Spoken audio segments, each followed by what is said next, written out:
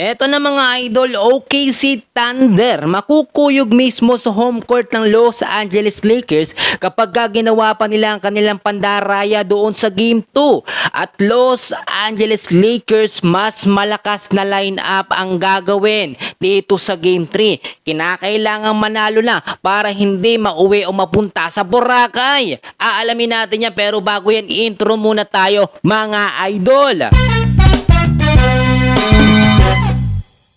So nakita naman natin mga kaibigan, mismong home court na po ng Los Angeles Lakers ang nagsasabi na kapag may ginawang hindi maganda, eto nga pong OKC Thunder o Nandaya ay makukuyog mismo sila ng mga Lakers fans. Alam nyo mga kaibigan, napakahirap talagang kumontra kahapon sa game 2 ng Lakers at ng OKC Thunder kasi pabor lahat sa kanila, yung referee, tapos ang mga OKC fans sinisigaw pa, wala daw pandaraya o pumapatas naman daw ang OKC.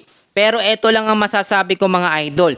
Kahapon, o nung nakaraang laban, o nung game 2 nga po ng Los Angeles Lakers, yung starting 5 very good talaga at napakaganda ng performance na ipinakita. Si LeBron James, si Rui Hachimura, si DeAndre Ayton, si Marcus Smart, at eto pong si Austin Reeves. Actually, nakita naman natin Austin Reeves talagang bumawi.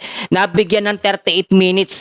Kumamada naman ng 31 points. Doon sa Game 1, 8 points lamang siya. Game 2, naging 31. At dito sa Game 3, home court pa, asahan natin na aabot yan ng 40 points. So mga idol, ito po ang nakikita natin dito. At sinasabi din naman ng OKC na kahit manalo ang Lakers dito, sila pa rin daw talaga ang magaling. May mga pumapabor kasi sa OKC at sinasabi kahit daw po hindi dayain o wala yung referee mga idol na tumulong sa OKC Thunder, and very obvious daw na magaling talaga ang OKC kung ikukumpara sa sistema po ng Los Angeles Lakers.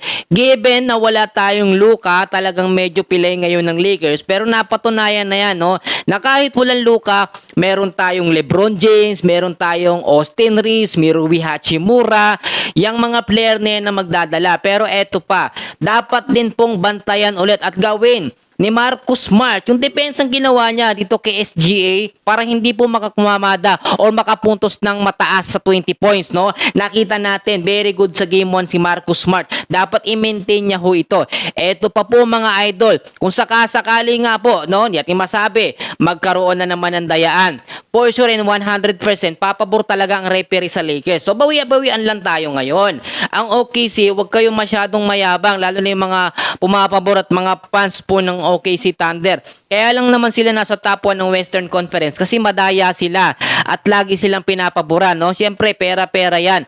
Pero alam nyo ang sekreto dito, maging consistent lamang ang line-up, sistema at galawan po ng Lakers. For sure, makukuha natin o makukuha ng Lakers ang Game 3 dito sa laban ng Lakers at ng OKC. Yan muna ang update natin mga idol. Marami